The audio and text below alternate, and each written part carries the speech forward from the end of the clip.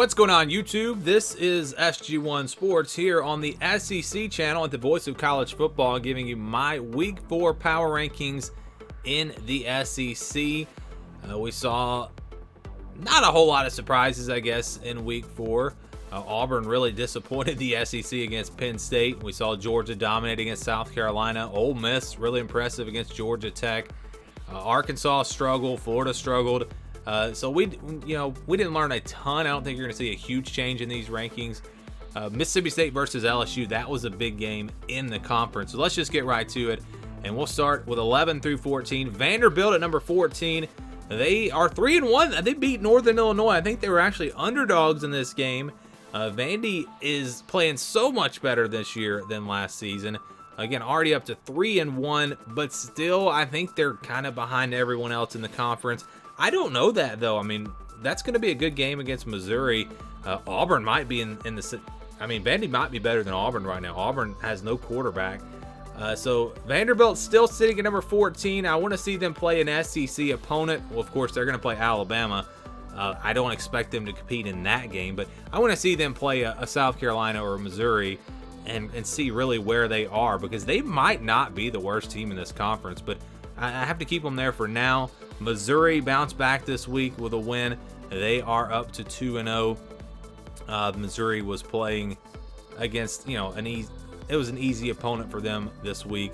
They have Auburn coming up next. It was Abilene Christian. That's who Missouri played.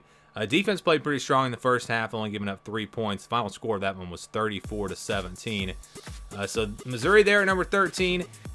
The Kansas State loss looks a little bit worse now because Kansas State just lost to Tulane. So yeah, Missouri struggling. Auburn also struggling big time. I don't think this game was as bad as the score would indicate. When you look at the first half of this one, Auburn just had to settle for field goals. They struggled in the red zone. The game, though, was pretty even in the first half, but this team just kind of gave up in the second half. It was bad. The offensive line really started getting dominated. Penn State wore them down, and we just saw Auburn kind of fall apart in that second half. Not a good look for them. They've got to get some things figured out. South Carolina is a team that's 1-2, but I'm not super concerned about them. I still think that everything is in front of them. I don't think anyone really expected them to beat Georgia or even Arkansas, really. So now the season starts for South Carolina. Now they've got to get it together. They've got some games that they can win. And so we'll see how they play against some of these lower tier, kind of like with Vanderbilt. See how they play against some of the lower tier SEC teams to really find out for sure where they stand. But I've got them right now at number 11. Number 10 for me is Texas A&M.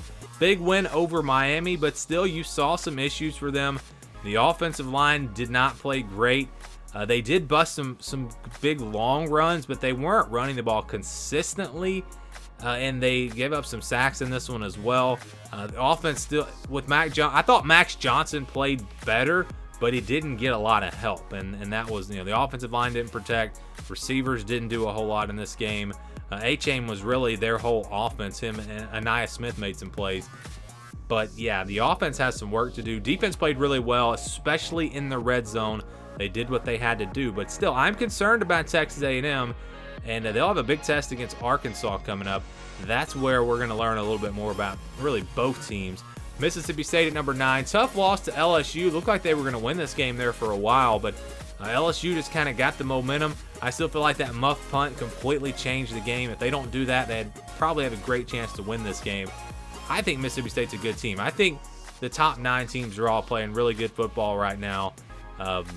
Florida, maybe not so much. They did struggle a little bit and Arkansas struggled against inferior opponents. But LSU beat Mississippi State, so I think they have to be ranked ahead of them as they improved to 2-1. They may have found something there in that fourth quarter, really got things going, impressed with that team. And the fight, they're struggling early in these games. Even against Florida State, they struggled early, but then they came on strong late. I don't know what the deal is with that, but they need to pretend like every quarter is the fourth quarter, and then this LSU team becomes very dangerous. Florida at number 7. They are 2-1. Was not pretty. Anthony Richardson seems to be getting worse and worse. Run game, though, is still strong for them. Defense is playing pretty well. Big game between Florida and Tennessee. Tennessee had an easy win this past Saturday. as they got a cupcake game in. They beat Akron 63-6. The offense continues to roll. Tennessee, the defense has played well for them, although they haven't really been tested a whole lot. So Tennessee and Florida coming up this Saturday. Big game in the conference. Can't wait to see what happens in that one. We go to the top 5 now. Arkansas dropping a little bit for me. I mean, they got the win. That's the important thing. They did get the win. They move on to Texas A&M, but it was not a pretty performance at all. I didn't watch any of that game. I think it might have been on ESPN Plus or something. So I didn't see any of that one. But checking the score and seeing that Missouri State was up in the second half, that was a big surprise. So we'll see if Arkansas can get things turned around. Kentucky, they took care of business on Saturday against Youngstown State, 31-0. They were up 21-0 at the half. Will Levis, 377 yards. He continues to look like one of the best quarterbacks, not only in the SEC, but in the country. He has played really well. And it's funny because you look at this team, they usually run the ball, but it's been the passing game for Kentucky this year. Ole Miss up to number 3 for me because they just completely dominated Georgia Tech. And I said this over on my channel, my top 25 video. They played Georgia Tech a lot better than Clemson played Georgia Tech. That's why I have Ole Miss ahead of Clemson in my rankings. The Rebels looking good because they're actually playing some defense, and you know what you're going to get from the offense. So I think Ole Miss right now is starting to look more and more like Alabama's biggest threat in the SEC West. Arkansas, see if they can get things figured out after that bad performance this past weekend. And their pass defense also has really struggled this year. So that's a concern if I'm an Arkansas fan. Ole Miss, though, really looking sound on both sides of the ball. You got 2 options at quarterback. Jackson Dart, I think, is going to settle into that starting role. And the Rebels, again, 3-0. Big win for them. And also, you know, we were concerned a little bit because they didn't look great against Troy, but Troy almost just beat Appalachian State. So Troy's a good football team, and I think that helps Ole Miss's case as well. Alabama at number 2. An easy win for them against ULM. The offense was sluggish in the first half. Bryce Young actually threw 2 interceptions. That's just weird. Just hearing that against a team like ULM.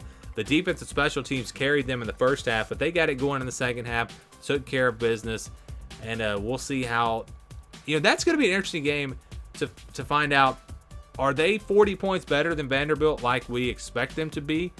Or is Vanderbilt a lot better and Alabama not as good as we thought coming into this season? Alabama definitely has some issues. I don't know if Vanderbilt's going to expose those necessarily, but that'll be an interesting game. I believe the spread is around 40. I think Vandy probably keeps it a little bit closer than that unless Alabama does what they did this past Saturday and they get some big plays from their defense and special teams. Still some work to do on the offensive line for them, and they need some receivers to step up if they're going to get back to that elite status like Georgia is. Georgia, I think, is absolutely an elite team right now. Both sides of the ball completely dominant. Defense not missing a beat from where they were last year. Stetson Bennett looking like a Heisman candidate. The passing game is just getting better and better. The run game, I think, still has a little bit of work to do. That's maybe the only critique for Georgia, but they're still running it pretty well. It's not like they can't run the ball, but they're maybe not dominant in the run game. Georgia, clearly the best team in the country, best team in the SEC right now, as they will be here at number 1, probably for a while in our SEC power rankings. Give me your thoughts. How would you rank the teams? Let me know what you think down in the comments below.